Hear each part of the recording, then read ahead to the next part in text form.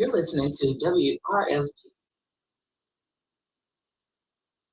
You're listening to WRFG Atlanta. To become a WRFG supporter, please visit WRFG.org.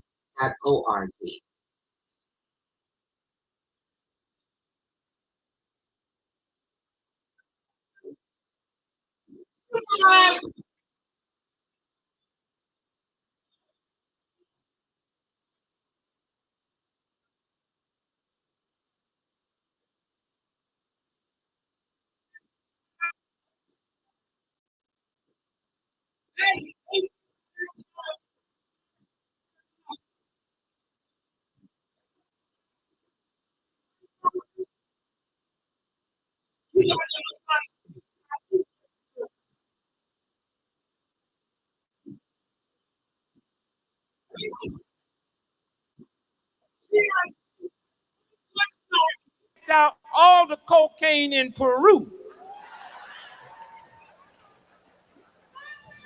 Let me say to all of you that's here for this fantastic, beautiful occasion, let me personally say thanks to you, to each and every one of you. And I can't tell you how good I feel as I stand here and look at you out there. And I just hope that when you leave here, you won't leave here just on an entertainment high, but you will leave here and take what this affair is about today, because none of us on the stage have to look for another place to entertain, but we go out of our way to find people that want to come together to talk about unity, to talk about love, to talk about peace, to talk about respect for one another as human beings. And that's what this is all about today. That's what this is all about today. And that's what you're here for. And that's what you are a part of. And I say, when you leave here, take it with you. And that's what's going to turn the world around. A sick, insane, degenerate political network around the world that's manipulated by a handful of evil, sick, slimy, degenerate men will never be any good. And there's nothing on this planet Earth that you can invent, like a gun or a missile or a rays or atomic energy, that scare them, because they can deal with all of it. The one thing they cannot deal with is what you're doing here today. There's not a Pentagon on this planet that can stop what we are about today. Because when we talk about unity and talk about love and talk about peace and talk about respect, that transcends all the things that evil people can put together. And that's what it's about.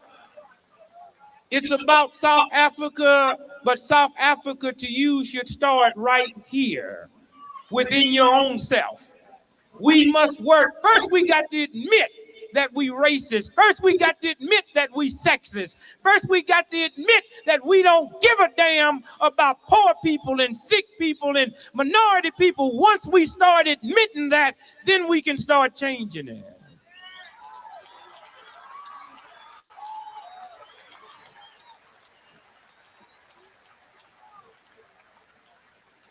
It's a beautiful thing for us to look to our brothers and sisters in South Africa and say, we care about you, but don't forget these Indian brothers and sisters in America who we stole this damn country for. We must care about them too. You see, it is so easy to love people that's a long ways away from us. But can you love yourself? Can you go back home from that house you left that wasn't unified today? And can this affair have enough effect on you to make you go back home to your apartment, to your house, to your area, and work for unity? That's what it's all about, baby. That's what it's all about. Because if we cannot have unity here, it's a poor unity we're going to get for our brothers and sisters in South Africa, all over the world. I think about those people that's out in the water today, and I look at the names we calling them: boat people, They're not boat people. They're people that's about to die. And we, the decent people on this planet, must stand up and say to the rest of them inhumane, cruel beasts that we are not going to tolerate it no more. And then they'll say, what you going to do about it? If I don't do nothing but get out of my bed every day and look myself in the face in the quietness of my living room and say, I'm not going to tolerate it no more. I'm not going to tolerate it no more. I'm not going to tolerate more. That alone, when enough people start doing it, is enough to win. Test. I say to you that we can turn this around. And I say to you that when you leave here, feel good.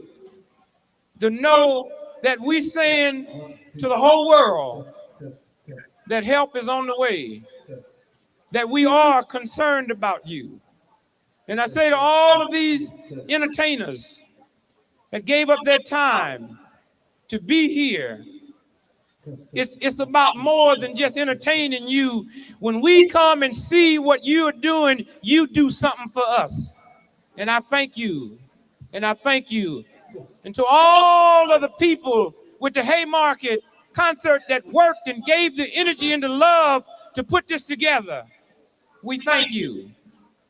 And as I leave you, I say to you this. I wish I could stand here today and tell you that the number one problem in this country is racism. The number one problem is sexism. I wish I could tell you the number one problem is the gap between the rich and the poor. I wish I could tell you that the number one problem is hunger. Those are all problems, but if those were the problems, we could solve them overnight. The main problem is not racism and sexism and all of that craziness. The number one problem is not them nuclear plants. The number one problem is America is morally and spiritually bankrupt. That's what the problem is. That's what the problem is.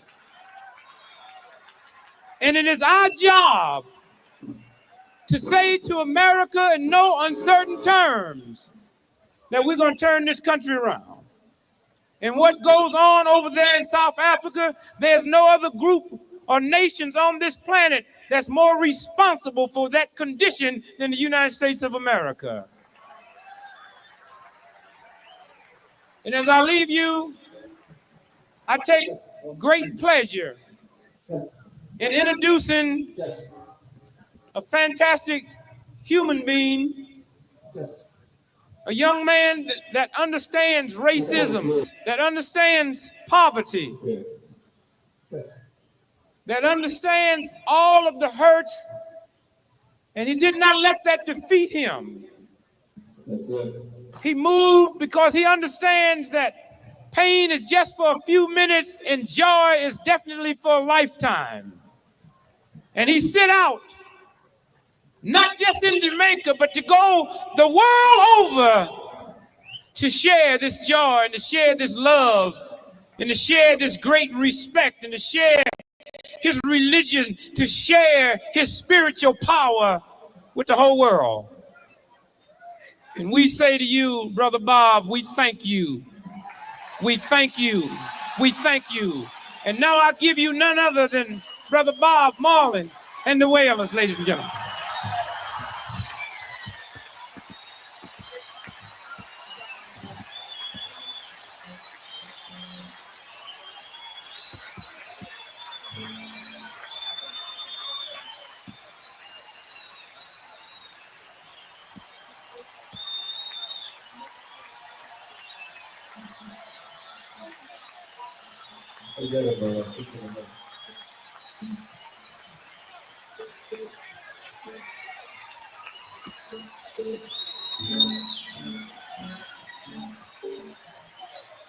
Hail Rastafari, His Imperial Majesty Imperial I Selassie I. Free Africa now, cause Africa not free, I and I now go free, you know say. This is the Rastaman vibration.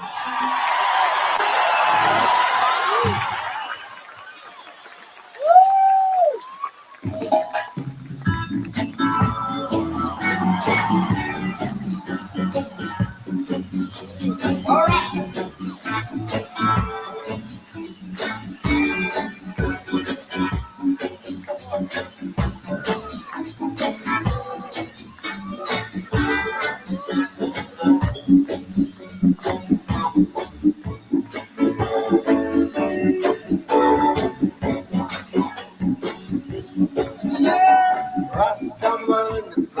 vibration, yeah. Live if you wanna live, I and I, vibration, yeah. Positive. I am an iration, yeah. Positive vibration, yeah. Positive. If we get down and you quarrel every day, you're saying prayers to the devil, I say. Why not have one another on the way? Make it much easier. Just a little bit easier. Hey, we just could not live in a negative way. Make way for the positive day. Cause it's a new day and it's a new time.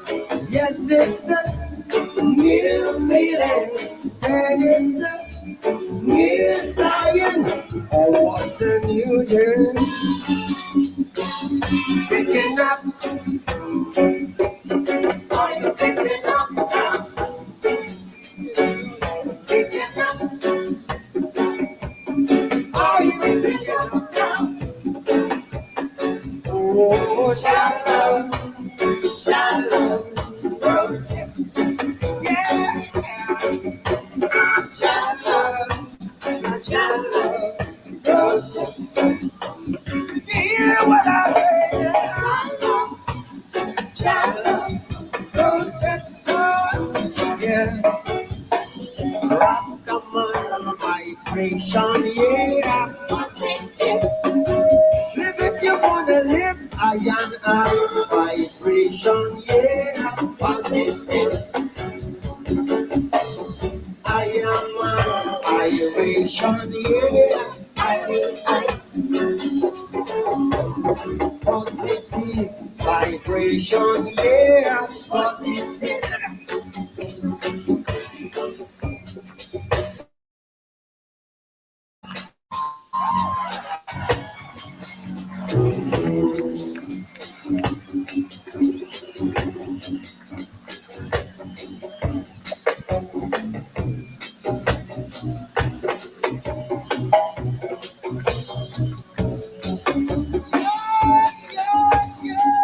Just a little bit easier. I said, no, we just could not live in a negative way. Make way for a positive day. Yes, it's a new day. And it's a new day. Yes, it's a new feeling. Said it's a new science. Oh, what a new day. Picking up. Are you picking up now? Picking up. Are you picking up now? Oh, Shala, Shala, protect us. Did you hear what I said? Shala, Shala, protect us. One more time, yeah. Shala, Shala, protect us, yeah.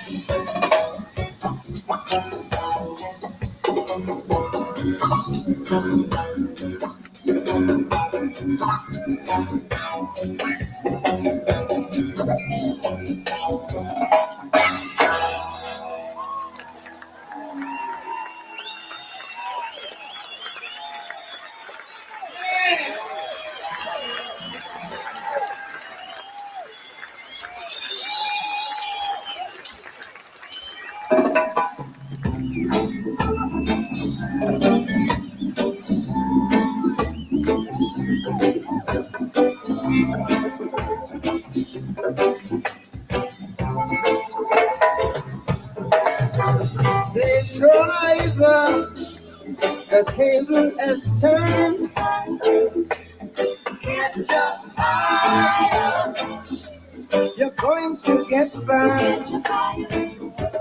Stay driver, the table is turned. Catch a fire, you're going to get burned. Say, every time I hear the crack of the whip, my blood runs cold. I remember on the station how they brutalize our very souls. Today they say that we are free, a little bit change in poverty. Oh my gosh, it's illiteracy. It's only machine to make money. Say, driver, catch a fire, catch a fire. You're going to catch a fire. Say, driver, the table is turned. Catch a fire, catch a fire. You're going to get burned.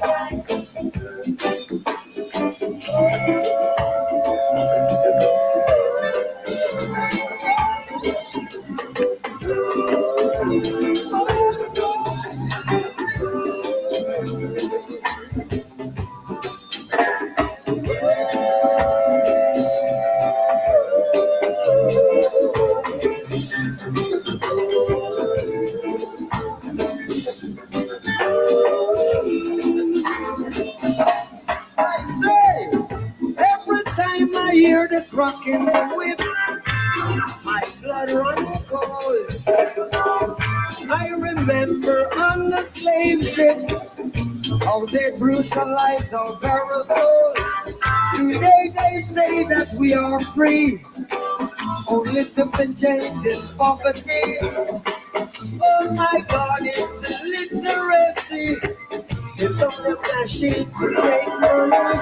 Say, driver, yeah, get your fire, get your fire. You're going to get burned. Get your fire. Don't you ever say, driver, get your fire. Get your fire. You're going to get burned.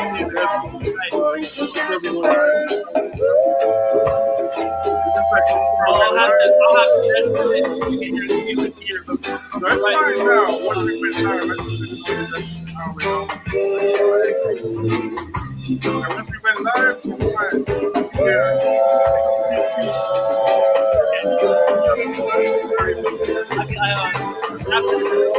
right after your show, we can go no, not today. Only on the last Thursday. Logs. That's a show. Send you a message because we wanted to communicate with you, but I didn't know what your phone was.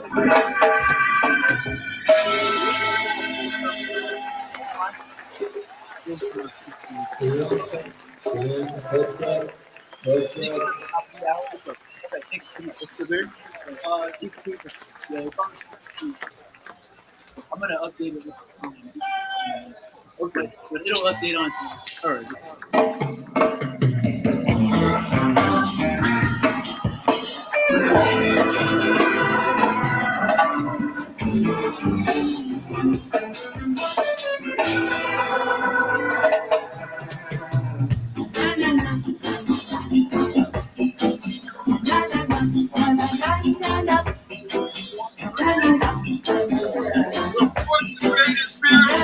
The great I say, and the godly words I say. We fall to the creative spirit by whatever name you call it, whatever name you want in your heart, your mind, whatever name you have as a baby, whatever name you learn as a child, whatever name you believe it to be, whatever name you believe it to be in spirit or in science. I say. We pour the first human beings who came into existence on this planet, the first human beings who raised the first structures, who cooked the first meals, who taught the first children, who had the first children, the first Africans, the first people who stood upright, who figured out how to stay on this planet, who figured out how to pass that knowledge backyard to their children and their children's children, the mothers and fathers of civilization. We pour the next libation to their grandchildren, their children's children, those who raised the great early civilizations of Kemet and Kush and Monomotapa, the great medieval civilizations of Ghana and Mali and Songhai and Katamornu. We pour to those who break the great civilizations of the Igbo people, the Hausa people, the Katako people, and the Mabara people, the great Mande civilizations, the great Kikongo, the great civilizations of Southern Africa, the Bantu people, the great civilizations of Southeast Africa, the Dinka, the Shilla, the Nuer. We pour to those millions who raised the foundation from which the world would learn what it meant to be human in the world.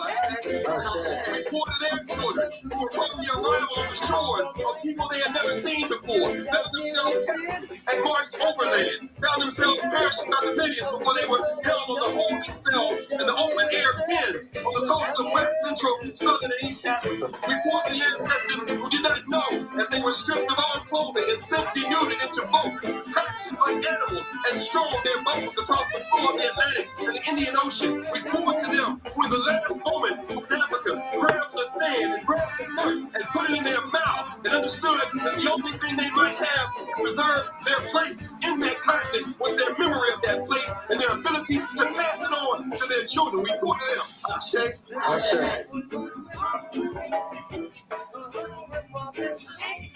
We pour to those Africans and their children who finding themselves cast adrift in Santiago, Cuba, who found themselves cast adrift in Puerto Spain, Trinidad, and Port-au-Prince, Haiti, who found themselves cast adrift in New Orleans and Charleston and Mobile, who found themselves cast adrift in Salvador Bahia, who found themselves cast adrift in Barbados, in the archipelago that formed the Windward and the Windward Coast. We found them in these places learning Portuguese and Spanish and French, whose awful first word was, "Oh my God, why can they kill us?" Who found themselves praying to survive and pass on to their children the memories. We pour to those ancestors who are represented in the thousands buried in all the square miles of where we stand, and who sit here buried before us in 400 caskets forged of wood from West Africa with an Iqra symbol. Each one of them, each one man and child, symbolic of millions. Children of those who cannot be killed. We pour our share. We pour in their children who somehow survived the hells of enslavement and fought for emancipation in the Caribbean, the French, British, Dutch Caribbean, who fought for emancipation in South America, who fought for emancipation in Central America, who fought for what we refer to as the Civil War in the United States, who came out of that, marched out of enslavement through Reconstruction, and found themselves making great migrations, eventually ending up in places like New York. Their children's children, who making a way for themselves, became our great-great-grandparents, our grandparents, our great-grandparents, our parents. Those who, when the first bones were discovered in this space, held their hands and said, "Stop! No more!" We are here to speak for those who can no longer speak with their mouths. We pour for those ancestors. Came to Howard University in 2004 and followed these caskets all the way back to New York. The ones whose names we know and the ones whose names we don't. And at this moment, as we pour this donation, I would ask anyone who feels comfortable to say the name of someone in your bloodline who's no longer physically here, but who you know made it possible for you to be here. Go ahead and say the name. They will call out.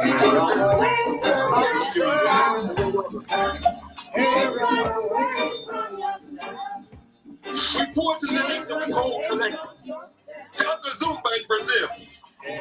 To Samba Ventura, Jacques Gasolini, and Henri Christophe in Haiti.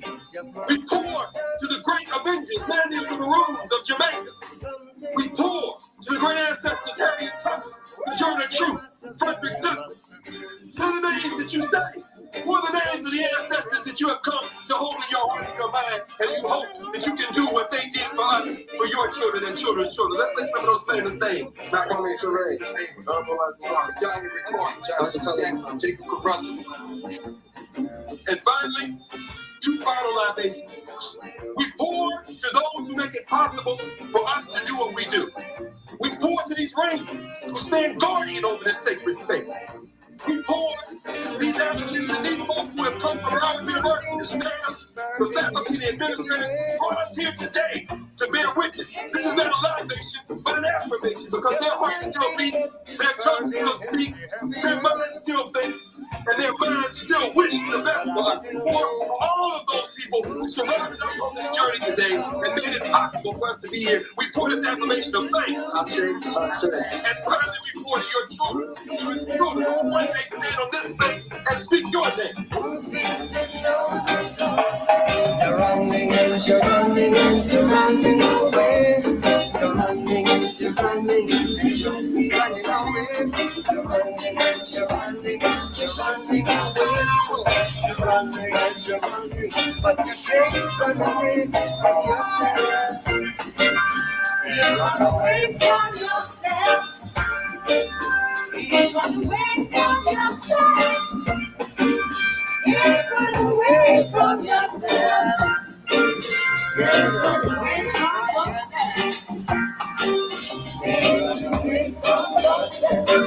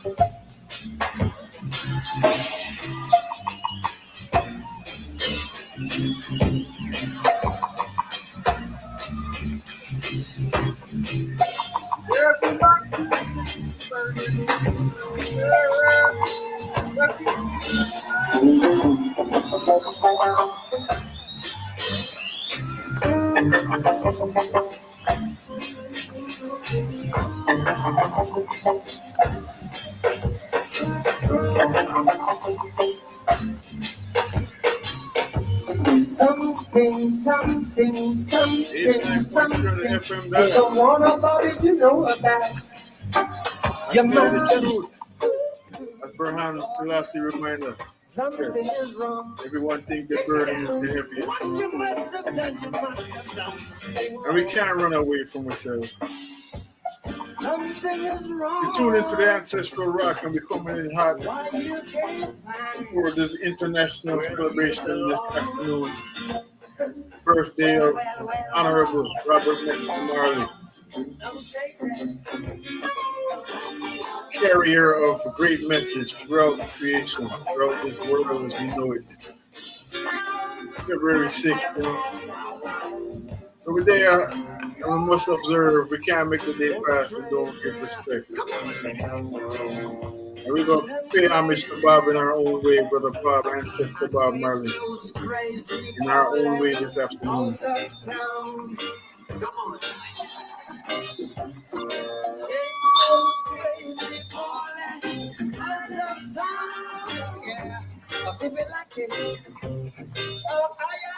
I want to thank Brother Big Berkey for the great introduction. Again, we're tuning to the Ancestral Rock. For those of y'all who don't know, all of what we're hearing now is actually from a concert that took place at Harvard Stadium. Yes, Harvard Stadium in Boston, Massachusetts, in July 1979.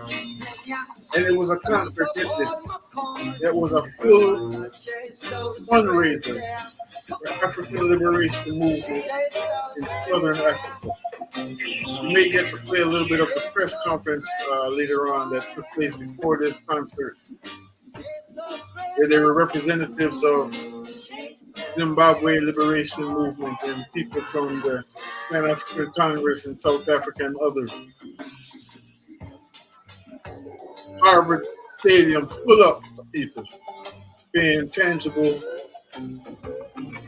support, solidarity, attention, intention for African liberation. And of course, it's a good reminder because, sometimes you might think that you're alone in the world and thinking that the cause that you feel is important is not important to many other people, because that's what the corporate media does. That's one of the tasks of the corporate media. We're not giving that. That's all we're going to mention about the corporate media. Fullness is what WRFG is about. WRFG is about bringing the people together. WRFG is a voice of the so-called voiceless, you know.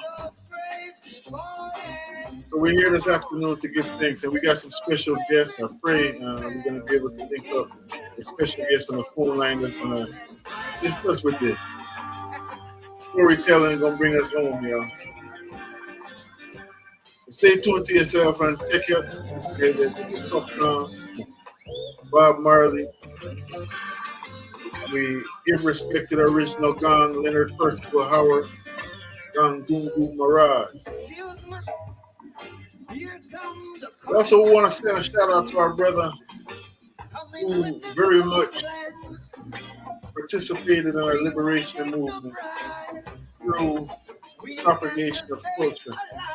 Our brother Pharrell Davis from Kings with Style made his transition up a strong ago and celebrating his life on this Saturday at the Omanala Griot African Museum. Tune into yourself, y'all. WRFG 89.3 in the FM dial, WRFG.org. If you're rocking with us, moving through the city of Atlanta, you got to get out your car to forward in the office or forward in the workplace or forward in the home, wherever you go. WRFG.org. I want to greet everyone joining us on YouTube and Facebook as well. We have a very special guest I'm very much looking forward to linking up with. We're going to tap in with him in a moment and take a journey around the world. Our internationalism. Our internationalism is not something new to us. And it's our duty to remind ourselves of who we are.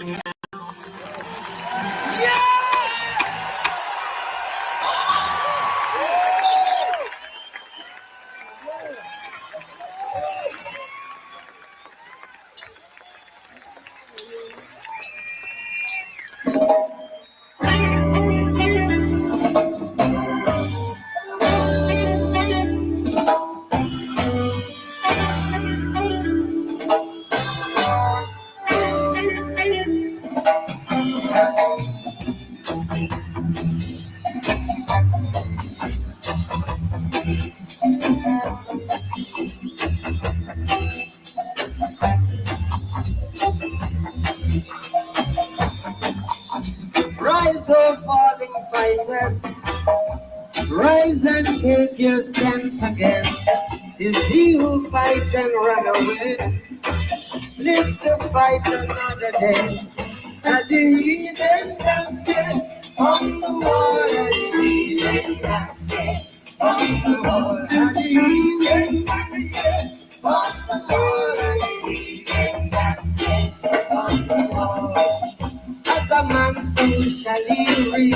I want to send much love to all the farmers that gather in Atlanta this strong at the Georgia Organics Conference. You know the farmers, the people who feed us. Hearing all this talk about tariffs and rising food prices. You know, there was a time in this same Turtle Island, in this same colony, this same settler colony, that there were victory gardens because all the people, a lot of the men were over at war for World War II. And people decided, made a wise decision that, well, we got to continue to feed ourselves. They don't never get out of style. The victory gardens were erected all over the place. It's a different kind of situation, but the same, all the same. And it's time for more victory gardens, celebrating the victory, affirming the victory of our humanity over the madness of men and people. The illusion of separation and all the things that have been propagated by them and those. We want to say much respect to all the farmers who are preparing the soil for an abundant springtime and summertime and beyond. Dealing with the shifting climate and all that, day in and day out. Much respect to all the gardeners in the land,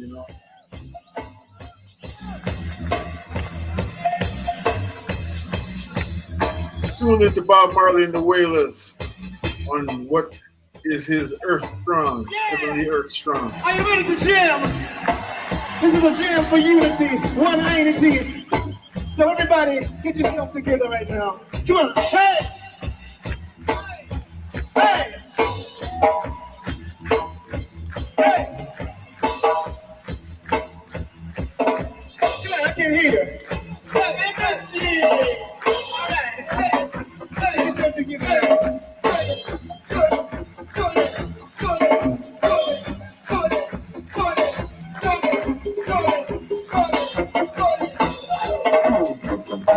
Rise up, rise up, rise up, rise up, rise up, take the steps again. You see you fight and run away, and let the fight turn away. On the water,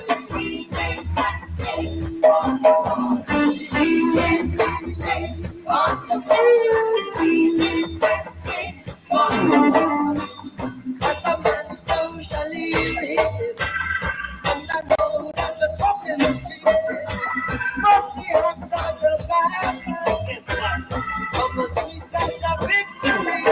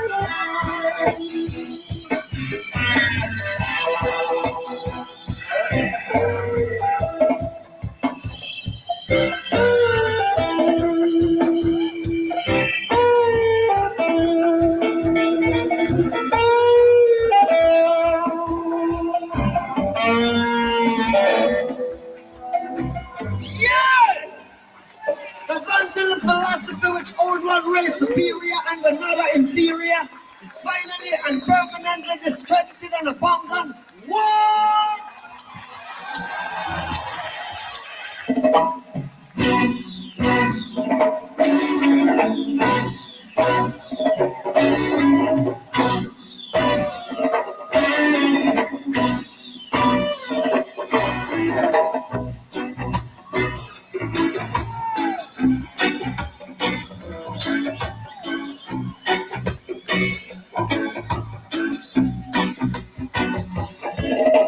Until the philosophy which hold one race superior and another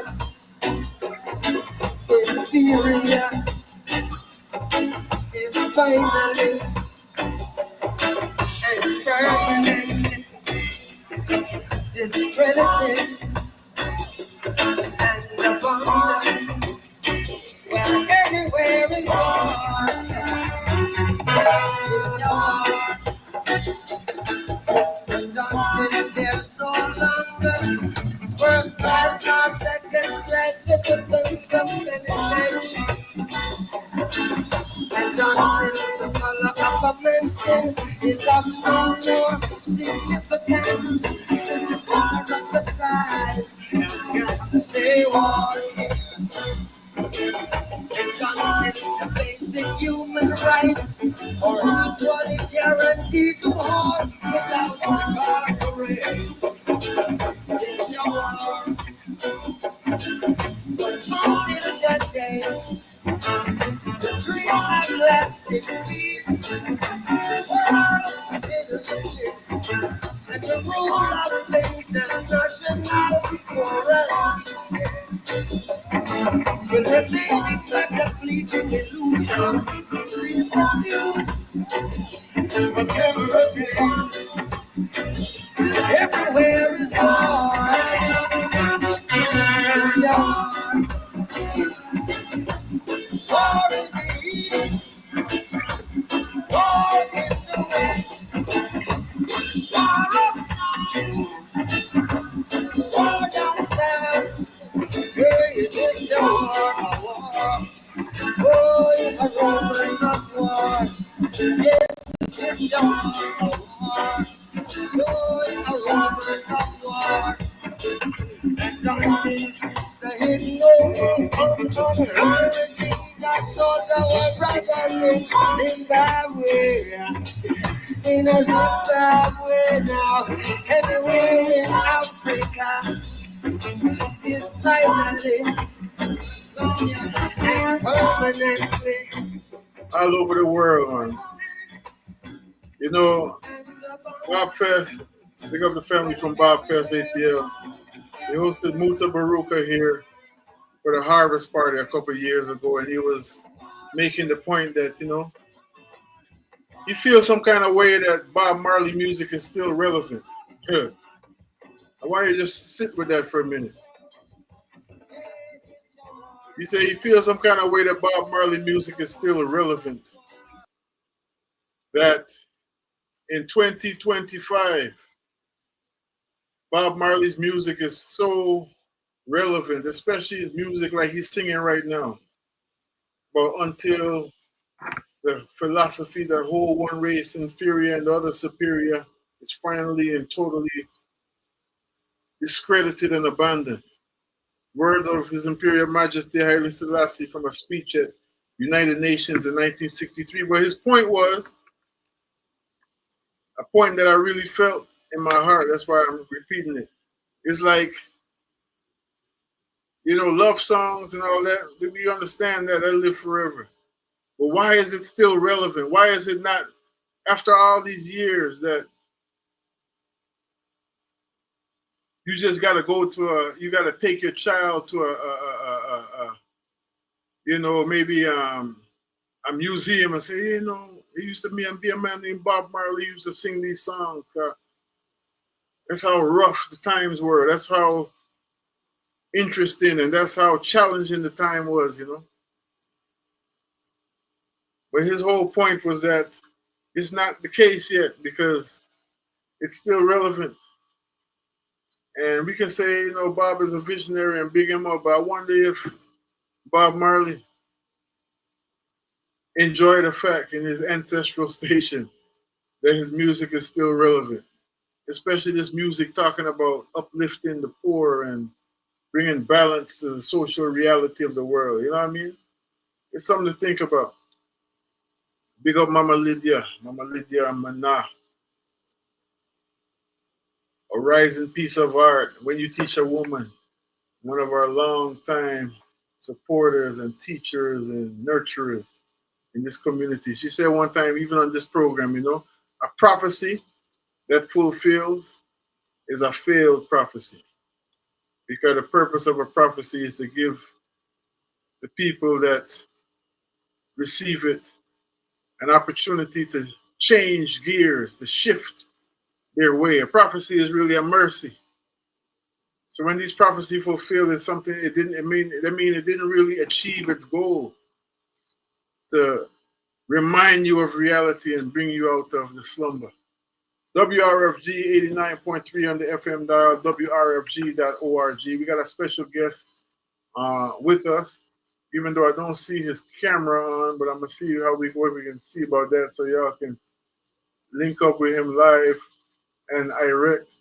I'm going to play a very special announcement, important announcement, and come forward with our special guest this afternoon, Baba Ernest Dunkley.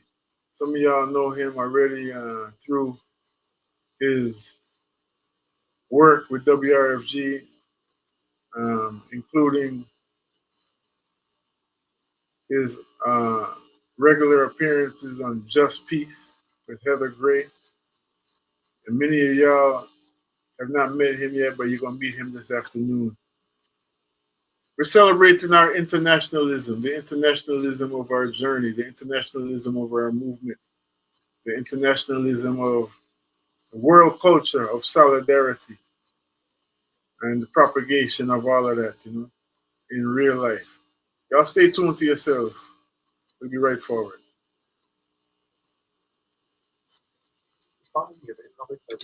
From your station for progressive information, WRFG Atlanta 89.3 FM, On Saturday, February 15th, the Georgia Safe Schools Coalition will present the GSA Youth Summit in the heart of Decatur, Georgia, from 8 a.m. to 5 p.m. It's about fostering a sense of community, empowerment, and belonging for LGBTQ plus youth. The summit is about fostering a sense of community, empowerment, and belonging for LGBTQ plus youth across Georgia. The GSA Youth Summit is the only statewide event of its kind in Georgia, designed for students from middle school to college, as well as the adults who support them. Attendees can expect games, workshops, group sessions led by expert community leaders tailored to the unique needs for LGBTQ plus youth. This is a non-ticket event open to the public and will include complimentary breakfast and lunch. Once again, that's Saturday, February 15th from 8 a.m. to 5 p.m. For more information, including the location, time, and registration details, the website is gasafeschools.org.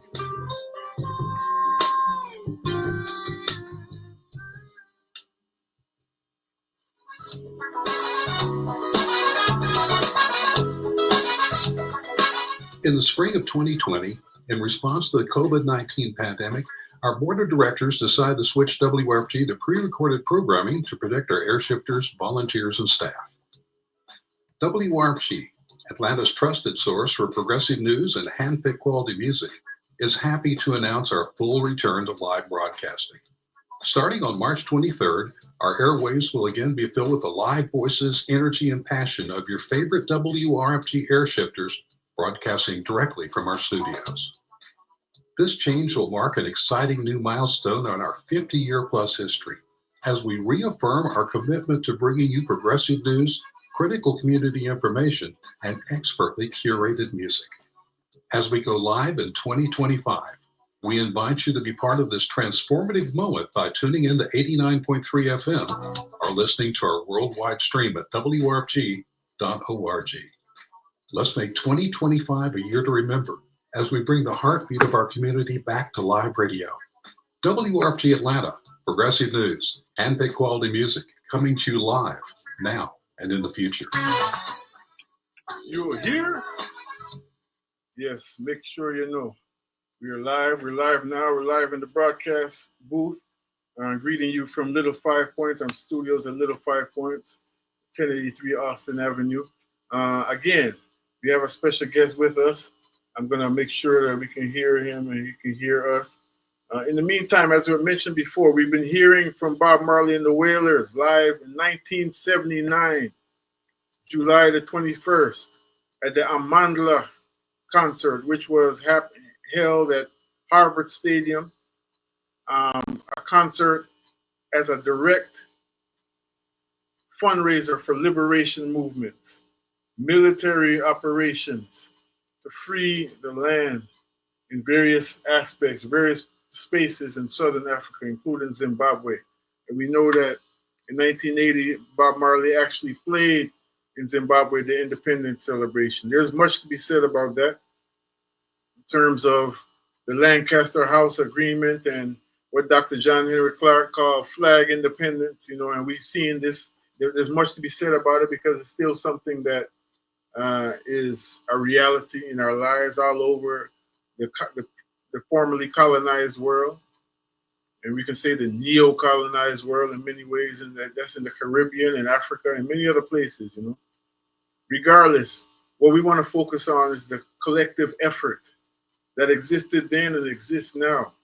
The only thing different now is that you don't get the news so much. That's why we're here at WRFG, to get you the news. If you knew there's millions of people all over the world in the streets right now demanding a shift in the global paradigm.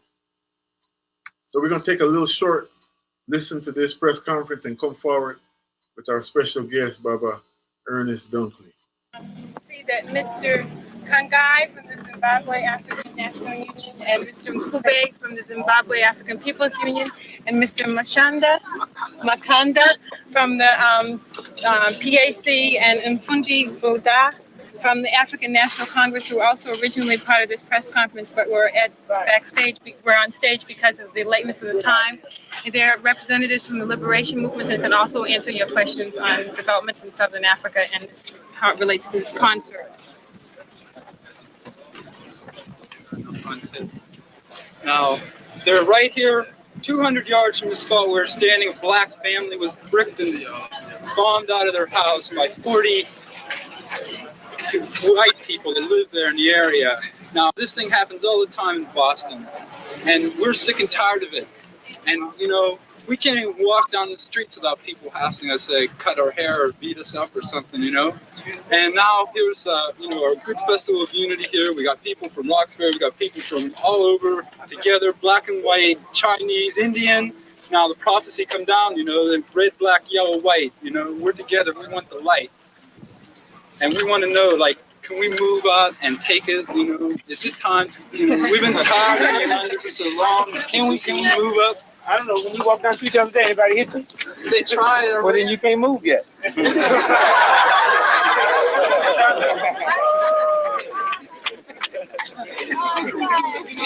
can we divert the funds here? Like in South Africa, you know, they're fighting with guns and killing people. We haven't been killing enough, you know. We've got to stop. I think what you have to do, you cannot ask the people that's gathered here to do more but than to understand and sympathize with what's happening out there. But that's your job. And, you know, you should feel kind of sad that you let us come into an area that wasn't safe. I mean that. This is your turf. If I invite you down on my farm and dogs, alligators down there biting folks and carrying on, I feel like that's my job to change it. And let me tell you something, man. If you really sincerely do not believe that you cannot change that little jive mess right outside these walls, then y'all in trouble. I believe. And that's what happened down in Mississippi. Them people down in Mississippi didn't get nobody from here to come down there. They fought that stuff till they couldn't tolerate it no more. And then after they moved, we moved. That's what happened. Now, y'all move, and I'm sure everybody will move with you. And that's what it's all about, though. But ain't nobody going to come in, because to come in and deal with your problem without being invited, without that thing, we met. You know. 89.3 on the FM dial. That's the voice of Dick Gregory, always a voice of wisdom. Without any further ado, I want to welcome to the airways Baba Ernest Dunkley. Are you with us, Baba? Not hearing him. Can you hear me? All right, we're going to come forward to that and see if we can get him on. We got special things going on. So we're going to return to that press conference and link up with the link up. Yes, I. 89.3 FM WRFG.org. Just a little trip down memory lane, you know. Many people didn't know that Patti LaBelle and Olatunji and so many other people. The names slipping. Let me find the names real quick. Make sure, give these people their due respect. Showed up at Harvard Stadium in July 1979. Eddie Palmieri, yeah, Jabula, Dick Gregory, you heard his voice, and other people showed up at the height of their career in many ways, you know, and gave of themselves for African liberation. And we gotta keep on making that point, because, you know, sometimes if we say this was for, you know, to feed hungry people or to maybe a peace march or something, that's something that is a little bit more palatable to the average person. And all of those things are important. Feeding the hungry people is very important. That's why Dick Gregory told them at the celebration, it's very honorable to be focusing our energy on what's happening in Azania, South Africa. However, can you leave here and not just have an entertainment high, but more inspiration to go forward to your home? Maybe your home which was not in harmony when you left, or your neighborhood. That's what you're just telling the brother. And fix that, you see? So this is a universal message that is still so relevant. 2025, many years later. Many years later. It's WRFG Atlanta 89.3 FM. Check it out. So you just going out there and deal with We're it. having problems with communications, getting people together, like really trying really hard, but like things like this happen, what can we do? Maybe I should address my question before to the members of the Pan-African Congress and African National Congress as to where you get the most support from as far as geographically around the world. I mean, money coming in. Some concert like this, people getting together in the idea of unity or whatever, support of South Africa. Where does most of your support come from geographically? The support for the struggle in Southern Africa is international.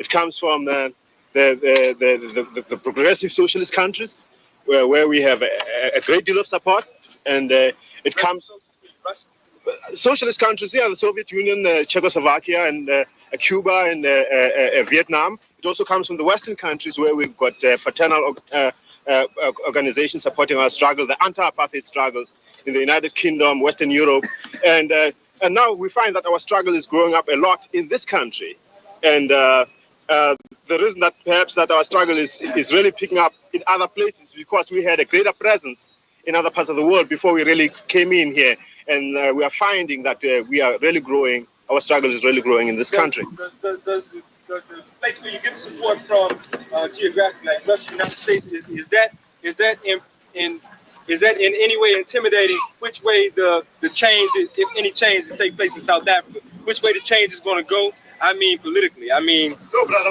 We are masters of our own destiny. We know where we are trying to go. We know we're trying to free our people. We are masters. We have our own agenda, and we know we have fraternal associations with the progressive community, but we are principally, first and foremost, masters of our own destiny. So that's irrelevant there. To add to Comrade, on behalf of the Pan-Africanist Congress, I should also like to say that we get most of our support from the African people, the African governments. That's where most of our support comes from. And of course, we also get most of the support from the progressive peoples around the world. 89.3 on the FM dial, WRFG Atlanta, WRFG.org, your station for progressive information and hand-picked quality music. Tune in to the Amandla Festival, July 21st, 1979. There was a press conference, something you can find on YouTube. Bob Marley and his band members were there, as well as representatives, as you heard. I don't want to miss any of their names, but people from the ANC, people from the PAC, which is in South Africa, Azania, people from Zimbabwe, different liberation movements in Zimbabwe, Full up Harvard Stadium in 1979. We're going to make sure that we get our special guest back on, having some technical issues with that. But in the meantime, in between time, I want to take y'all to Oakland, California. One of the sweetest mixes, it's one of the sweetest live mixes I've ever heard of Bob Marley and the Wailers live, And this was when Bob Marley was doing his very best to reach his African sisters and brothers here on the Turtle Island. You're tuned to WRFG Atlanta, 89.3 FM. Do remember that funding for this program is made possible by listeners like you and the following sponsors. Artists for Artists Entertainment presents the Stepper in a Babylon Tour, the Rasta Chocolate and Roses edition, on Sunday, February 16th, featuring Ragalox and the Dub Vibrations Band. Music by Mellow Sound and Exile One Sound. Live at the E, located at 2442 Stone Mountain, Latonia Road, Latonia, Georgia, 30058. Doors open at 7 p.m. Performance begins at 8 p.m. For ticket and more information, the website is ragalox.com. That's RAGGALOX.com. Seeing WRFG Atlanta 89.3 FM. Stay tuned, y'all. Selassie is the child.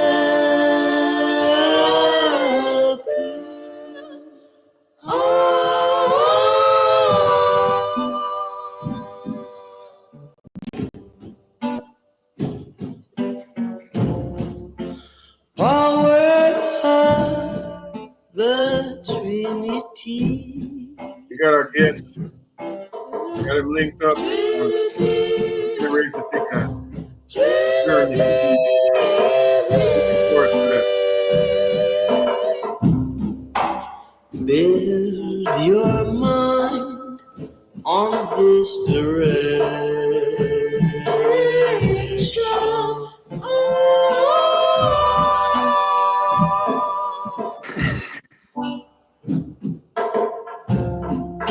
Serve the living God and live.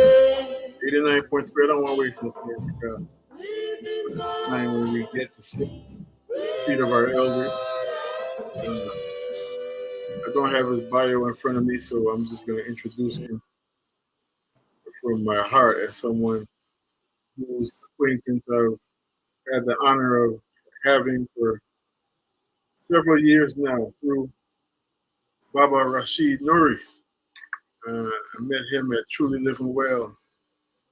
Two wise elder men sitting down, you know.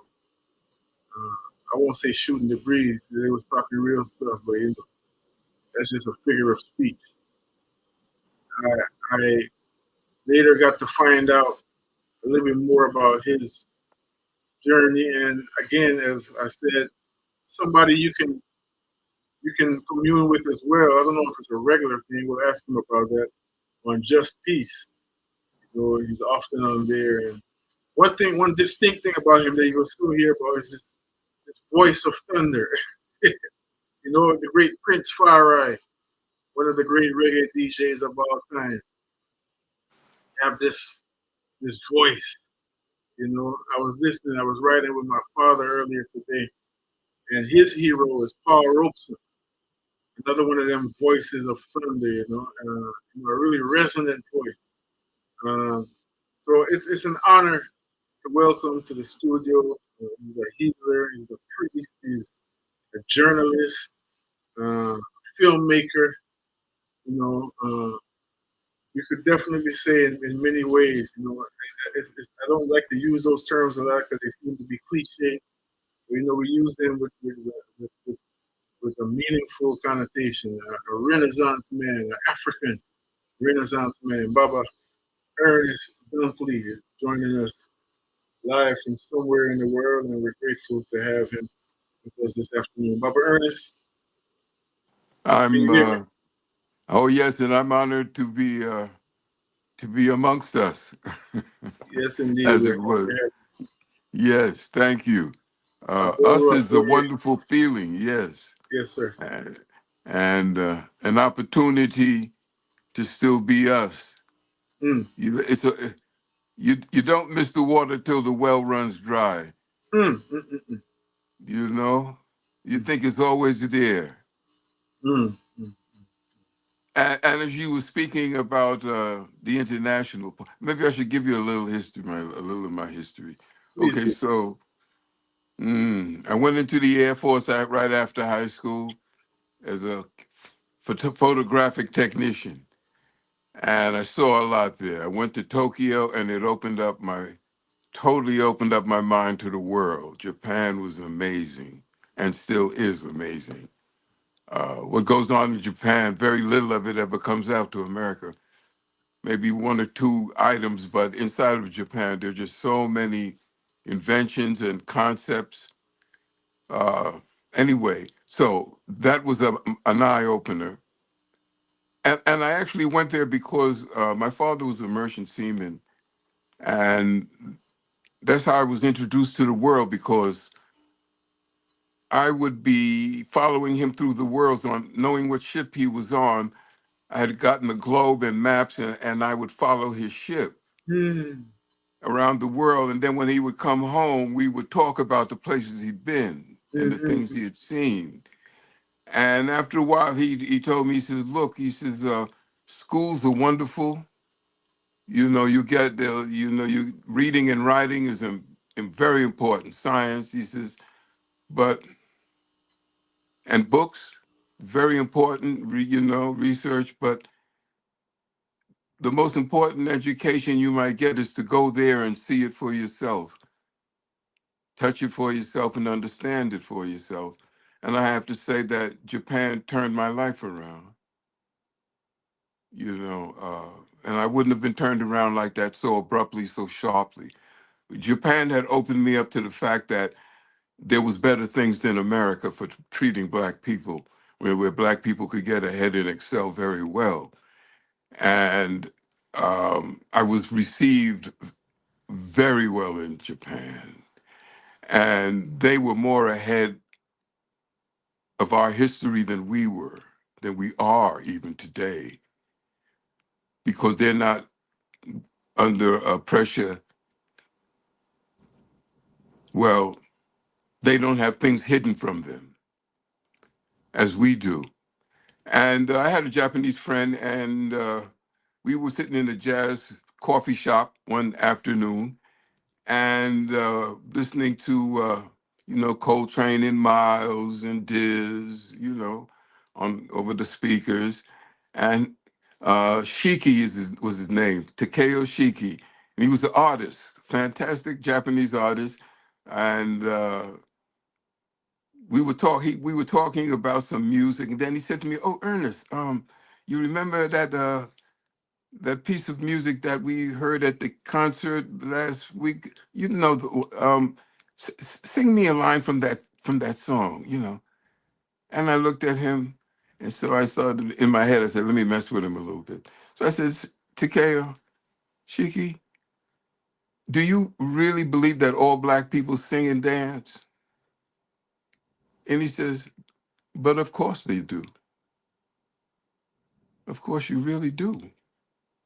He says, "But what I want to know is, how come you don't know it? How come you don't know that the whole world is watching you? Mm. How come that you don't know that you are the world's greatest improvisators and everyone is hanging on you?" He says, "Look," he says, "I can do anything better that you do. I can do it better than you." He says, don't get that mixed up. I'm better than you. Mm. But I have to see you do it first. So Mm. do something so I can copy it and become great." What year was this? You having this conversation? 1958, 59. Yes, sir. And when he says, you don't really understand that the whole world is watching you. And my eyes opened up, and Japan really showed me that the whole world is watching us, because they have institutes that have so much of our history in it, African history, it would blow your mind. When I was in Nigeria, where I spent 15 years as a filmmaker, the Japanese government, they were going through the through Africa, asking for any information or papers on traditional cultures, traditional religions, and they would pay for it.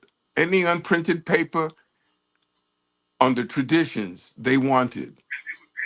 We don't, and there was an African American soldier right after the Second World War that was kind of stationed there, maybe around the Korean War. And the brother had studied for Egyptology when he went through university. And when he was sent to Japan, he was an officer because he had graduated university and all of that. And what he realized after a while, that many of the Japanese words were actually ancient Egyptian words. And the name for the gateway to their temple is the same name that it is in Egyptian. Wow. Wow. And people don't know that the samurai are reputed to be black. Yes. when you first mentioned it, I thought of immediately of our Renoko Rashidi, who did tremendous work in uncovering the African origins of people all over the world. Yes, man. 1958. So you went there by ship? No, I flew. The Air Force flew me there. I was Okay, taking care of the spy you planes. okay. So you went as part of the Air Force. Yeah, I went as part of the Air Force, and we were stationed in Tokyo. About 45 minutes by train to downtown Tokyo, and it was a 9 to 5 job, 4 to 5 days a week, with weekends off, or 2 days a week off anyway. And I literally lived in Tokyo. Thanks to the U.S. Air Force, the most fantastic education I've ever had. And I tell everyone that the education begins when you go into other cultures. True When you indeed. take your mathematics and your science and the things that you know, basically here, and then you step off, and if you have a skill in the world will take you, the world will give you many offers to stay with them and organize it, because we have a way of pulling things together. When we excel, we are unbelievable. When we can get beyond the BS, we are unbelievable. When we can put our mind to a point and keep it there, we are, no one can stop us. We just don't know. You said We something don't very know. powerful there. When we put our mind to a point and keep it there. Yeah. You're talking about focus. All the way. Clarity. But it's easier when you know what's been keeping you blind. You see, you've been being kept blind by the information they've been feeding you, and not feeding you. More important, the information they don't feed you, which is information you should have, and the information that they do feed you is just a little bit to show you your position in the world, like cowboys and Indians, or that in Africa they're pagans and they're eating one another, and all kinds of, they believe in the devil and all of that. Basic European crap that they know better, but it's the poison that they use to hold us down. Before we were made slaves, there wasn't that problem with them because they came to us for an education. Right. Until they figured out how to think for themselves. Pope Constantine helped them do that. They created the Roman Catholic Church, and people think that's the only church in the world, and it's not. The only Christian church, it's not. Right. The oldest Christian church is Ethiopia. The Ethiopian Bible is 300 years older than the one that the European made in Rome. Right. There are stories that bounce around in Africa that Christ was born in Ethiopia in a cave. Yes. It wasn't a manger in Palestine. Not against Palestine, they're just because they're right next to each other, those two places. You're talking about Northeast Africa versus Southeast, Southwest Africa. I mean, actually, they're both Northeast Africa. Yeah. They are, exactly. Barbara Ernest, there's so much I want to. I mean, you shared a little bit of your story yesterday. We was on the phone talking, and I want to hit me with that, man. Go ahead. I just want to ask you to expound on what you just said, though, because I feel it's so important, especially with all that's going on in the world right now. We're on WRFG. You're familiar with WRFG. You're very acquainted with the power of independent media, and in my mind, you just spoke to that in such a way because you talking about Japan. You was there in the 50s, and you spoke so clearly that well, there's a culture there that people don't have this veil pulled over their eyes. That's not the way you put it. That's just my interpretation. I mean, and that goes to the importance of staying informed. So I want to stay right here for a moment and then return to your journey. I just want to get your opinion, your insight, on how do we, in this time of modern fascism, how do we stay informed? What is the best way for people to really get information? Like I was saying earlier, I don't know if you heard the clip from the Amandla press conference. There was Dick Gregory and Bob Marley and all of them. This was 1979 at Harvard Stadium, at Amandla Festival. But they were just talking about how one of the representatives of one of the African liberation movements was asked, basically, well, where do you get your support from? And they just went around the world in terms of different progressive nations and governments and this, that, and the third. But now, we got a couple news outlets. Then we got the corporate news, which, as they say, is the fourth estate. How do you stay informed? Well, we have to become the fifth estate. And that's where I'm coming from. Mm. And the state is something that's together with a fence around it, or that is to say it has boundaries. It is recognized as being unique. And that we are. We are a African Americans, plural. We, the descendants of slavery, we, the Africans that were brought here, because they brought slaves from many places. However, from China, from India, they came to work. They were brought by the British. But our culture seemed to be the one that was the melting pot, the broth that made the stew. So many cultures entered into us: the European, the Asian, the Eurasian. Yet still, we still maintain the same drum. And that uniqueness of the drum surviving, that intense fire that we were put in when we were brought here, because that slavery was an intense fire. And that intense fire was how you make steel.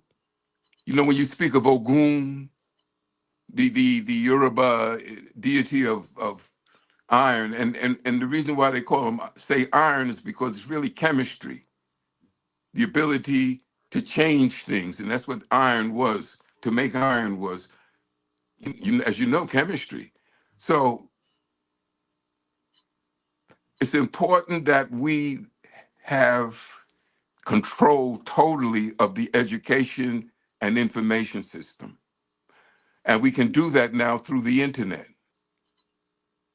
And we can be in total control on the internet by using filmmaking equipment, which can be, when I say filmmaking equipment, I mean an iPhone, a cell phone. A cell phone is motion picture making. You can make a whole movie with a cell phone. You can shoot the picture, the audio's in it, you can cut it, you can edit it. And one or two have already won Oscars in Hollywood. So you can do it. It's like reading and writing. It's like once you learn how to read and write, then you can tell your own story. And now we have to learn how to read and write technically so that we can tell our own story. The cell phone and your computer, your laptop computer, with that you can make films, you can make video programs and stream. You can do radio program of all kind, radio theaters, music videos. You can do books that talk and are written and that the person can get something attached to it and it can talk. All of this can be done with a cell phone. True indeed. And, and I want to ask you, I'm feeling where you're going. You're talking about our capabilities. And the other Our aspect of capabilities need to be increased. so the other aspect of that we're really prayerfully through this conversation, as we hear about your journey, your movements, your development, your growth, we can get some insight on how to sharpen our discernment. Because the other part about that is that there's everybody in the world got a microphone now. Everybody got the ability to put together something, you know, and we hear you loud and clear in terms of the necessity of using that ability. The part about what this guy, you know, this orange head guy started calling fake news, which is something that's been the reality for many years with the corporate news. How does Baba Ernest, through this conversation, I would like to get some more insight on how does Baba Ernest manage his discernment so he can discern between fake news and the reality. Whether it's just about a news story or a concept, you know, the information, we are in the information age. And so there's a flood now of information, real and the unreal. And I would really love to, again, by virtue of this conversation, get some more insight on that, because what you're saying is so important. You know, people right now, as you well know, many people, especially in this Turtle Island, are in a state of discombobulation. You know, there's all this shock going on because, you know, in many ways, because there's been a massive buy-in to the system. So now when the system is showing itself to be flimsy, people who have bought into the system are feeling flimsy too. So I'm really interested. So I would like to return to something you were sharing with me about what really started to radicalize you. 1968, Brooklyn, New York. Can you take us there? Oh, yeah. Well, at that time, I might have been about 29 or 30, and I was captivated by the Bible. I read it. Having being born a Catholic, we don't read the Bible. It's not that we don't. They don't really give us access to the Bible. They pick out what they want us to read, and then they read it to us in the Catholic Church.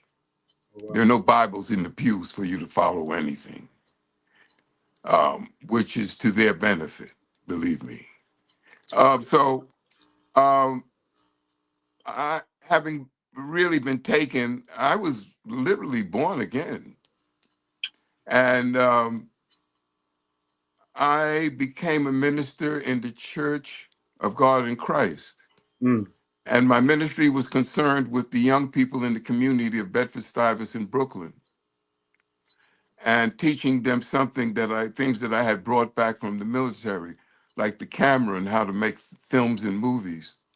And I invested money in a brownstone building and motion picture equipment and all of that, cameras to teach them that. But what I found out after a while is that they didn't really want to learn anything. So I kept pushing, and I realized that the only thing they were interested in was singing and dancing after school. So I opened an after-school center where they could come, and it would be free from all of the problems that they would run into in the community.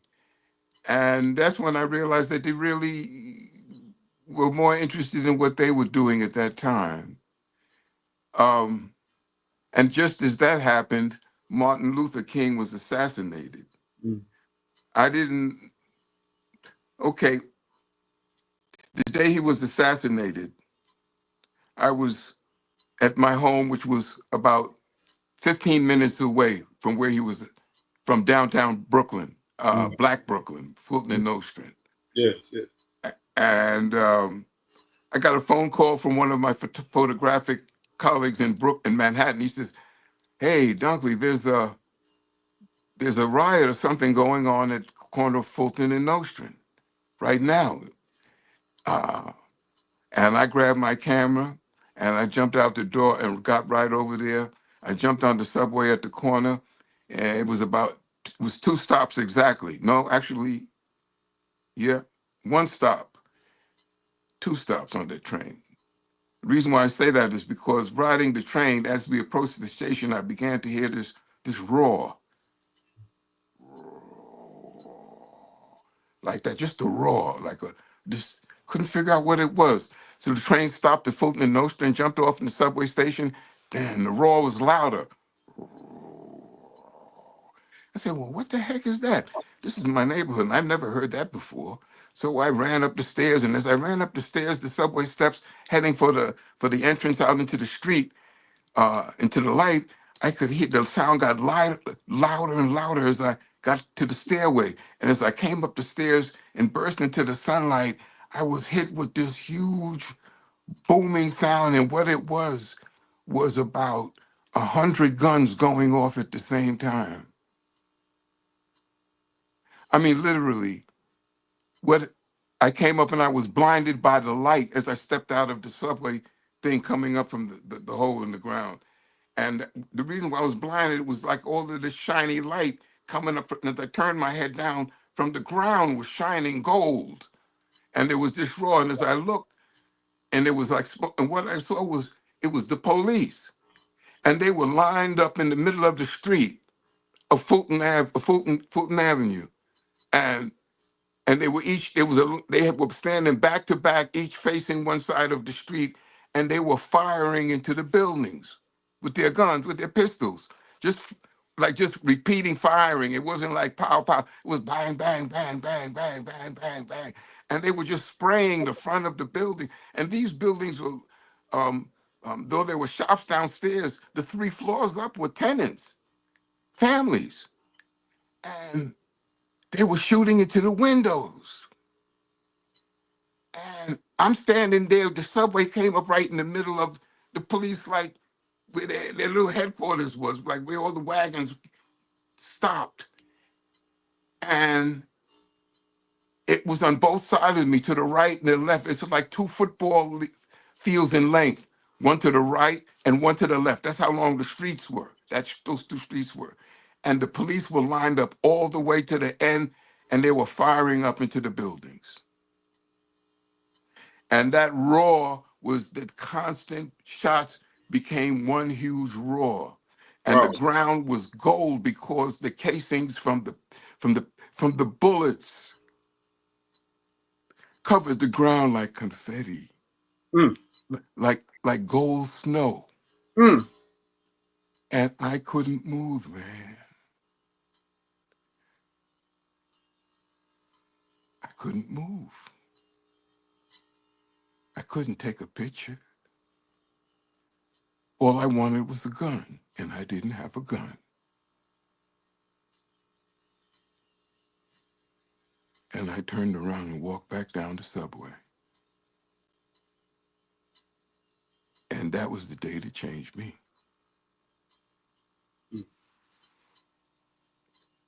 And there was never a mention, because from there, the riot, well, we took down Fulton Street behind that, and Nostrand Avenue, as you know, it took a while to rebuild that. It jumped across into Harlem that afternoon. And then they rioted in Harlem. They followed us and they burned that. And then they jumped across into Newark. And then they burned that. And then they kept jumping. And it was through this jumping that the federal government finally decided to let us into mass media. And there was a law passed at that time that there had to be at least one Black person in each mass media business somewhere. I mean, everywhere, anyone dealing in mass media had to hire a Black person. So Ossie Davis, Ruby Dee, Cliff Frazier got together. They're very important people in the film and theater business in New York, got money together and petitioned the government and open schools to teach mass media. And the government funded them. They said, oh, well, we'll help. And the government jumped in and funded schools to teach motion picture. That was known as Third World Cinema. from which some of your famous movie black directors came from. Then there was the Community Film Workshop Council, which made news reporters, and that's where I went to. I became a news cameraman reporter because of my photographic background. It was very easy for me. And I learned to be a reporter, which is information. And that's how I got to information. I found information in all of the newsrooms of all of the stations I've worked in. I've worked in NBC, no, ABC in New York, NBC in Miami, New Jersey Public Broadcasting, some New York Public Broadcasting, uh, Nigeria, Liberia, other places like that. So inside of these places, they have a room they call the ticker tape room. And in this room, they have the news coming from all the continents in the world comes into this room on machines. This is called a ticker tape machine, and it's like a computer, except it's automatic, like a typewriter. It's like a typewriter that keeps spitting out paper like it was toilet paper or hand towels. If you can imagine a hand towel, rows of hand towel, that's how behind the machines, and the news of the world was being coming down this thing. And you could pick up the AP, which was the Associated Press, and there was UP, the United Press. These are combines that gather information from around the world. And they send it out to the radio and TV stations so they can do the news.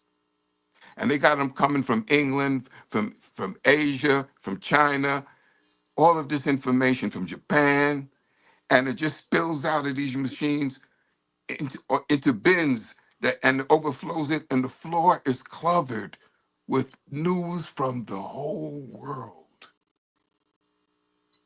And the news editor comes in once a day in the evening with a pair of scissors. And he goes through all these papers. He picks it up and look at this and look at that. And he's kicking it around with his foot and spilling out of the bins. I mean, literally. And then he looks at something and he likes that, and he takes the scissor and he cuts it out, maybe about a 10-inch piece. Then he takes that, and that's going to be the news for Sunday afternoon. So we have to learn how to get to the machines before they decide what we should read and what we should not read. We need to get to the history books and read what they are not telling us. Everything they have told us is a partial truth, but a deadly lie built into it. Everything, particularly what we learned in school. It's designed to make a certain group of people do better and designed to make another group of people feel bad at the end of the day. And it's worked like a charm. We're speaking with Baba Ernest Dunkley, and we just getting warm. I already know I'm gonna need to see if I can recruit you as a regular guest. we need a monthly segment from you.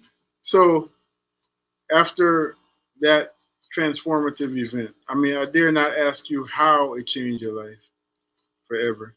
I know that you shared with me that after you got into filmmaking and everything, you eventually went over to Nigeria. But even during that time, you said you were a pastor? Yes. The church, my concept or our concept, that's Reverend Norman Marcel, which was the one that plugged me into all of this because he was a minister in the Church of Christ in the Living Truth. That's what we named it. We picked the Church of the Living Truth was the name, and it still is the name of the church. That is to say, I will be putting out some information under the Church of the Living Truth at some time in the near future. It was a museum. Instead of it being hung with everything that a church had. It was hung with the museum, a museum of the work from the African American artists of the community. Fantastic work, by the way. And this was the interior of the church. It was a brownstone, a 3-story brownstone in Bed-Stuy. Beautiful house, beautiful old house. One winter, the weather went, the temperature went down so low till it burst the main, the water main on the top floor, and it completely washed out the whole building. And that really destroyed a lot of the material. But worst of all, what it did was it had allowed the firemen to enter the building, and they took all the equipment. When I got there, they were still there, but all the equipment was gone. Mm. So welcome to the firemen of New York. When they got to the black neighborhoods, you had to look out, buddy. Sound like the policemen of other places. Yeah, the policemen were like that too. In fact, when I was living in Brownsville, the whole police station was busted for selling drugs in the community. Right. In Brownsville, Brooklyn.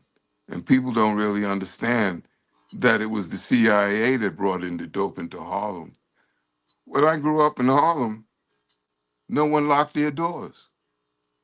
No one locked it. There was zero crime. And this was in the 40s. There was zero.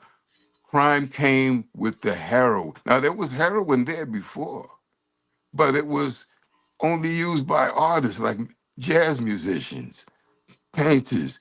It wasn't, you had to go look somewhere hard to find it. No one was using it. But after the CIA brought it in, and there are books written about it, which I didn't write, so it's not, if you're interested in the research, I can turn you on to the research to find out the information as to who brought in the massive amount of drugs, so that when they showed the black warlord, the brother that was the dope king in Harlem, that was way after the CIA had done the damage. All they were doing was jumping in the pool. Right. Before we move, please do drop a couple of those titles if you have them at the top of your mind, where people can do research, because it's something that's often repeated, and still, for most people, it's just something I don't think it's really sinks in as this is the reality. Like you mentioned Dr. Martin Luther King. Same Dick Gregory who was talking earlier. He keeps repeating. He kept repeating that. Most people don't know that the United States government was found guilty of conspiracy in the murder of Dr. King. The government. So and Malcolm X too. Of course. But I don't know if they were found, were they legal? I mean, even in their own court, found guilty of Malcolm X murder yet. I know that the family is. But they released the men that were accused of it and said they weren't accused of that was a lie. Yeah. So they haven't picked up anyone else. So I imagine it only leaves it only leaves common sense. And I know that the family has a case right now about that. But yeah, I mean, if any books come to mind that people can do their research, but just because of for the sake of time, because one of the things. Go ahead, brother. I'm gonna say when I come next time, I'll be prepared. But Yes, there's sir. one book I'd like people to might be interested in. Someone that really does research, and that might cool out a lot of certain people that think that Jesus Christ is a European, and along with Egypt and all of that. But there's a book by a Belgian anthropologist named Pierre Hallet. Pierre Hallet, Hallet. Mm-hmm. And Hallet, as a Belgian, he was born in the Congo because his father was working for the government. And this is a white man. And he really loved growing up in the Congo. This was maybe in the 20s. And he was very much caught, enthralled with the stories, the information. And he wanted to become, and he did become, an archaeologist to go through Africa answering questions that he had. And the question that he had was, and he had heard many versions of the Garden of Eden story of Adam and Eve. And there were many different versions throughout the world of a similar incident. And he was wondering which was the oldest version of the Garden of Eden story in the Bible. And he found out that it was from the Twa people in the Congo, the people that we call the Pygmies at the base of Kilimanjaro. And the Twa people have in their mythology, which goes beyond writing, before there was writing, there was mythology. Mythology is more than just a made-up story. Mythology is the history of the past put into a kind of cartoon, in a picture thing. And he found that the oldest version came from the Twa people, maybe 20,000 years old. And what makes a Christ is to be born of a virgin mother, to be crucified, to come back on the third day after the crucifixion, and to save the people. This happened to a pygmy, and they call him Bess, B-E-S. And Bess was the first Christ that we have on record. I'm certain that there was one before that, probably, because it seems that human beings have been the way we are for many, many thousands of years. Right now, they're looking at 500,000 years that we go back with our minds in the same state as it is now. And this story was handed down to the Egyptians, and the Egyptians have it as the first deity in their list of divinities. There's Bes, there's one called Fat, and then there are the regular Egyptian deities that you know of. These two first deities are called the dwarf gods. And they weren't dwarfs, they were pygmies. And these are the people that the Egyptians call the ancient wise ones. And Bes became the Christ for the whole Mediterranean area in northern Africa and back up into the beginning of what you call Arabia now. And it was struck down by a pope that had a painter paint the statue of the effigy of Bes. He used it in a painting of God dealing with the devil, and he made Bes the devil. So the idea that we have of what a monster looks like, if you pick the right monster, that was the statue that the ancient ones had drawn. It wasn't the way a man looked, but it had the symbology of power and strength and whatnot. Right now, we look at that and we call that a monster, along with the devil that has the horns and the hoof foot, you know, the foot like a goat, and the beard and the two horns. That's the Greek god of love. That's Pan, the god of love. And it was changed by the church into the devil in the paintings.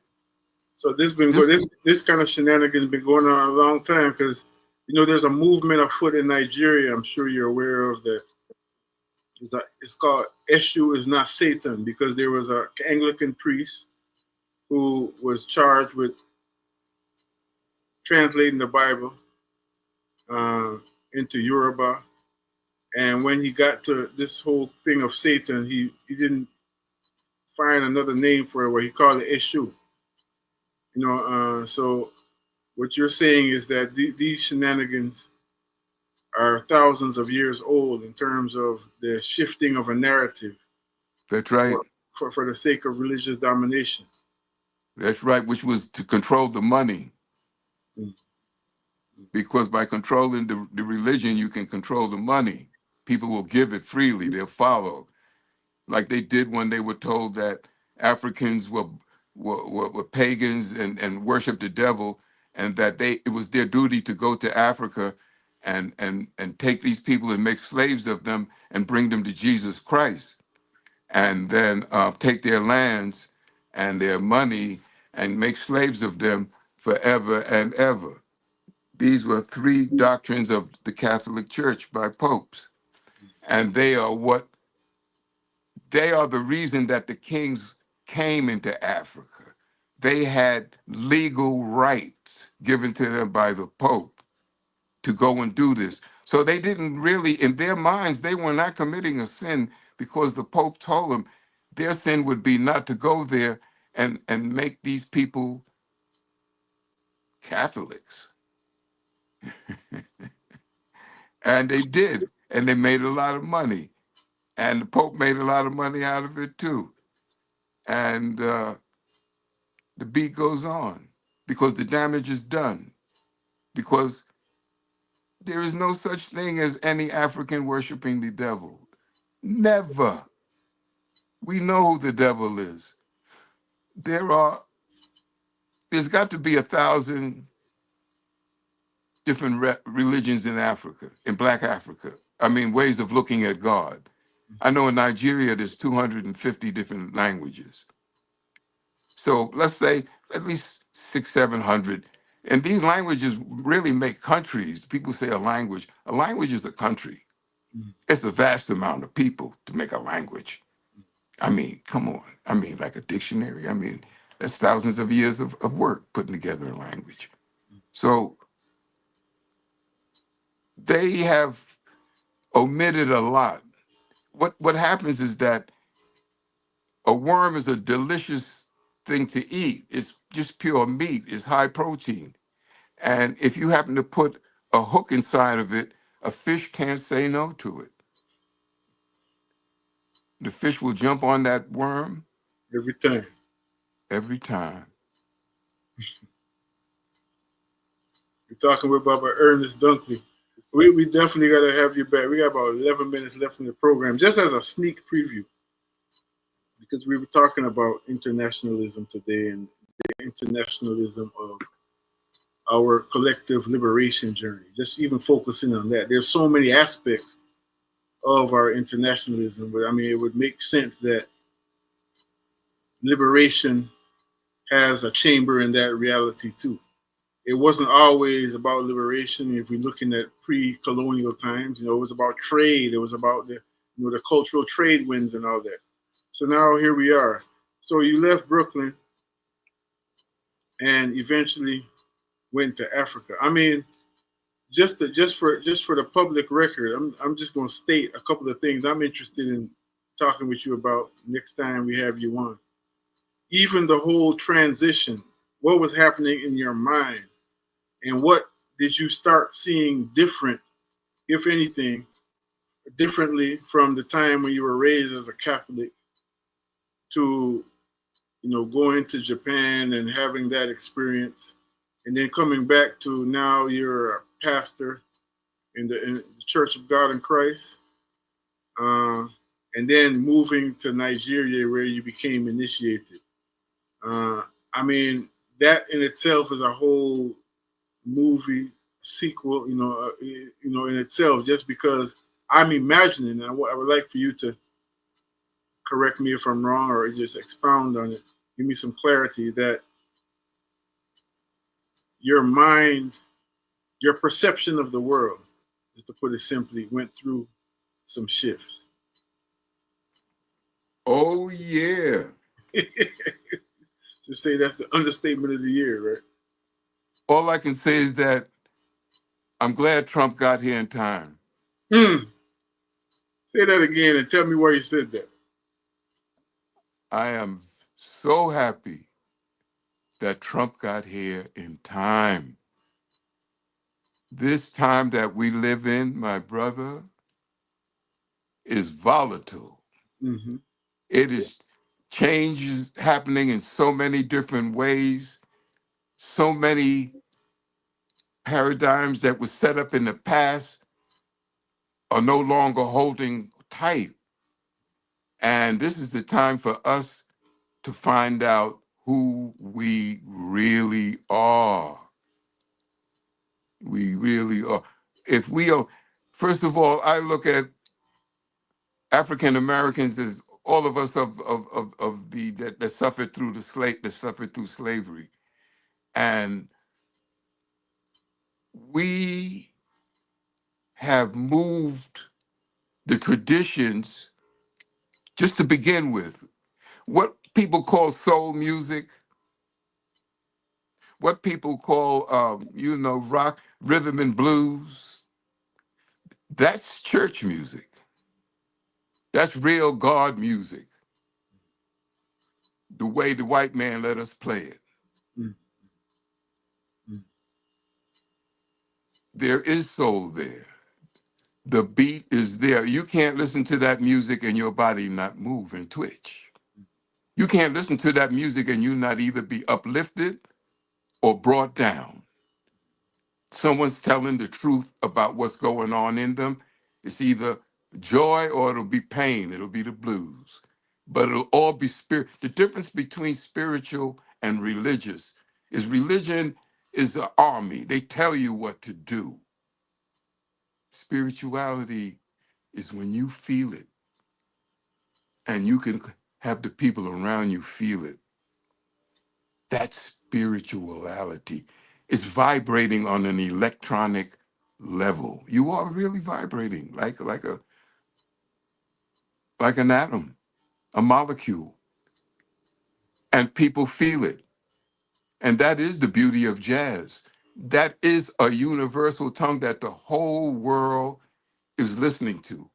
And we don't understand the power.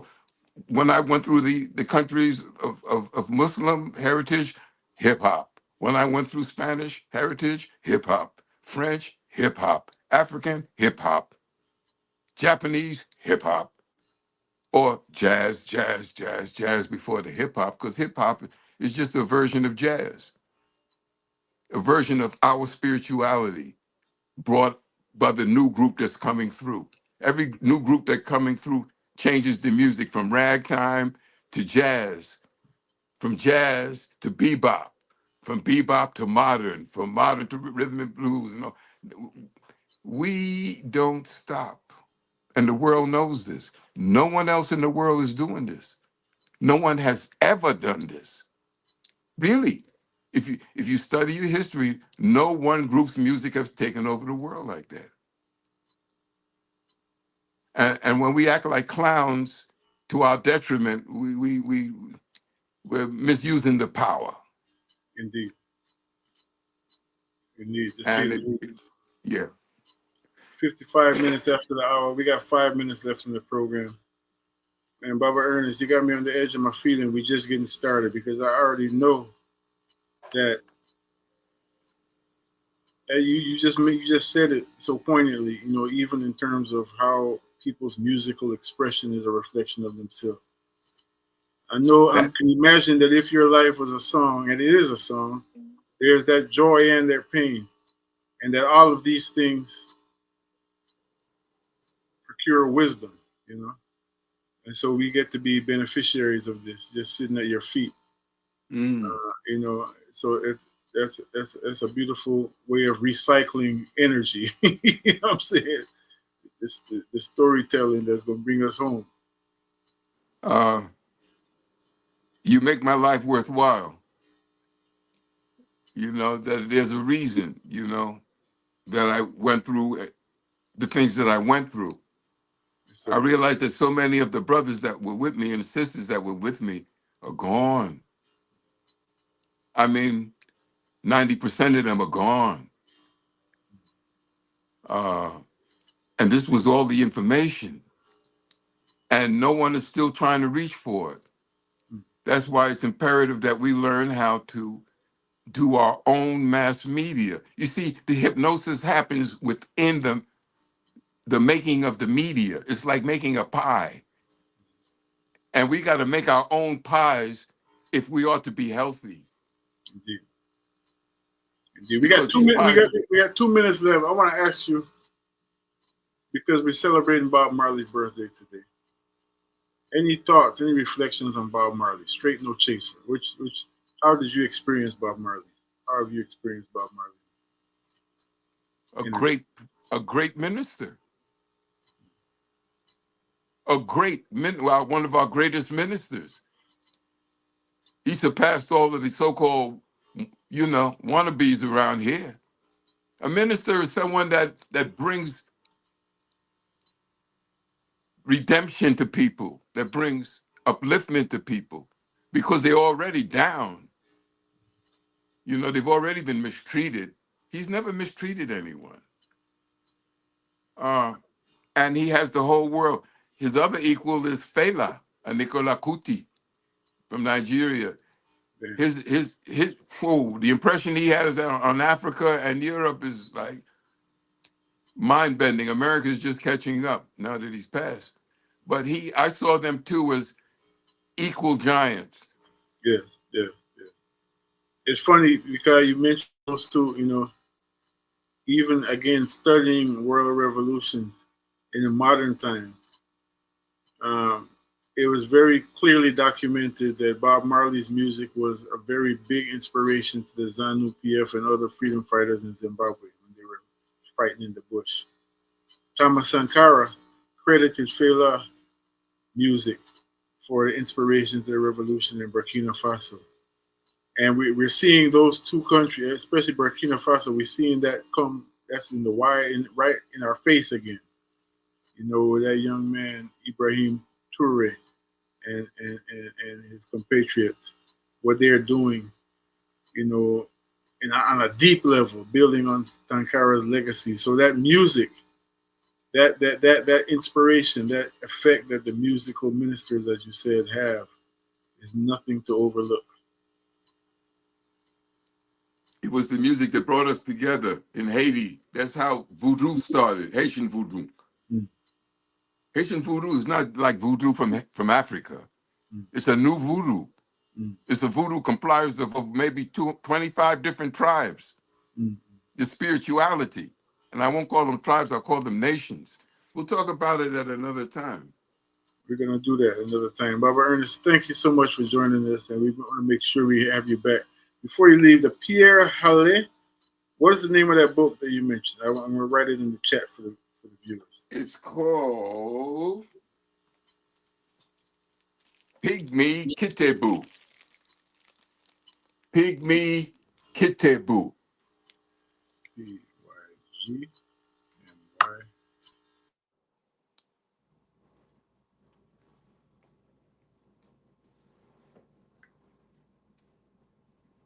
Kitebu means book. Like we say Bible, that's the Pygmy word for Bible would be Kitebu, the book. You got it? Well, I'm bouncing it around, but anyway, there it is. Maybe you can get it there. Is that right or wrong? Oh, it's in reverse. That's what it is for me. Pierre Hallett, Hallett. And you'll learn a lot about Africa because Adam and Eve were pygmies. They had to be, if they did what they did at the time that they did, there were only pygmies in the world. And their brain is the same as our brain. It's not that we're smarter than them.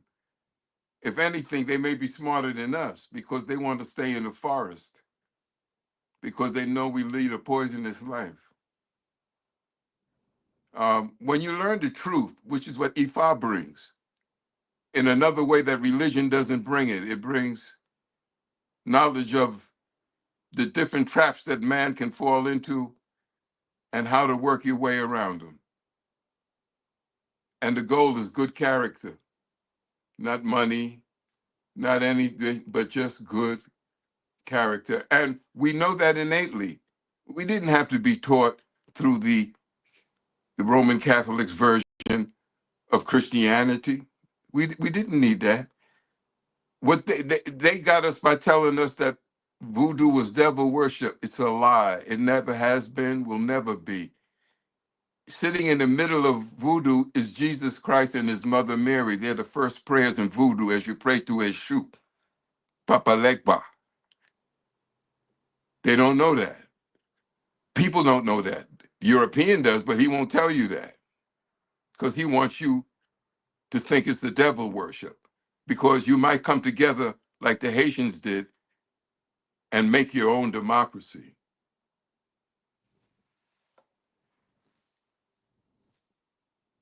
We're going to stick up here right there because it's a part. You just dropped it like it's hot. Baba Ernest Dunkley, thank you so much for joining us this afternoon. Thank you so much for taking time. I know your schedule is busy. We really appreciate you taking time to be with us. And, Thank you for inviting me. We're looking forward to having you much sooner than later. And I'll come with a book list for you. Yes, sir. Because the whole thing is to know where to go to find the truth or to find another version of what someone is giving you. Yes, sir. Yes, sir. Okay. I do pray, Baba. Odabo. Odabo. Much love. Family, y'all stay tuned to yourself. Thank you for joining us this afternoon. And we're looking forward for more of the same as we continue this liberation journey. Please take care of yourself and take care of one another.